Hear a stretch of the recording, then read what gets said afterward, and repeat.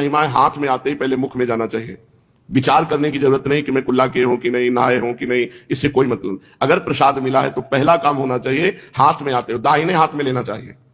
इष्ट संबंधी कोई भी क्रिया बाएं हाथ से नहीं करनी चाहिए, बाएं हाथ से लेना नहीं। प्रसाद है, प्रसादी वस्त्र है या कुछ भी भगवत संबंधी, ऐसे नहीं कि बायां हाथ लंबा दिया, काट दिया था राजा ने बायां हाथ। जगन्नाथ जी का प्रसाद आया और वो चौसर खेल रहे थे तो दाहिने हाथ से खेल रहे थे। जगन्नाथ जी के पार्षद ने कहा ये भगवान जगन्नाथ स्वामी ने आपको प्रसाद भेजा है, तो राजा चौसर खेलते हुए बाएं हाथ से तो उनको भी बुरा लगा। उनका प्रभु आप स्वामी हैं पर आप परम स्वामी जगन्नाथ जी का प्रसाद कैसे ले रहे हैं? तो उनका होश आया, क्षमा कीजिए क्षमा कीजिए, चौसर में थे। उनका दाहिना हाथ किस काम में आएगा? इसने भगवान का प्रसाद नहीं लिया तो इसको कटवा देंगे। कटवा दिया, पूरा चरित्र है उसमें। दाहिने हाथ को कटवा दिया कि जब तूने बाएं हाथ ने प्रसाद लिया तू किसी काम का नहीं, इसलिए कटवा दिया।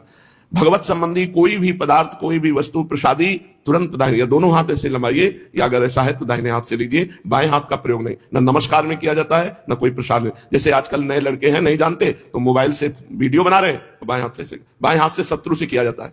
जब शत्रु का दूत जाता था दूसरे राज्य में तो बाएं हाथ से सलाम करता था, दाहिने हाथ का प्रयोग नहीं करता था, क्योंकि शत्रुता का प्रमाण है कि मैं तुमसे झुकने नहीं आया, मैं तुमसे शत्रुता का बर्ताव करूंगा और अगर विजय की आशा रखते हो तो युद्ध करो हमसे। तो जो पार्षद जाता था दूसरे, वो बाएं हाथ से सलाम, हर बात बाएं हाथ से लेता था। अगर पत्र भी लेना है तो बाएं हाथ से लेगा, क्योंकि शत्रु पक्ष का है। तो हमारे इष्ट का वस्तु और हम अगर बाएं हाथ से लेते हैं तो अपराध बनता है, बाएं हाथ से नमस्कार करते हैं तो अपराध बनता है। तो सबसे बड़ा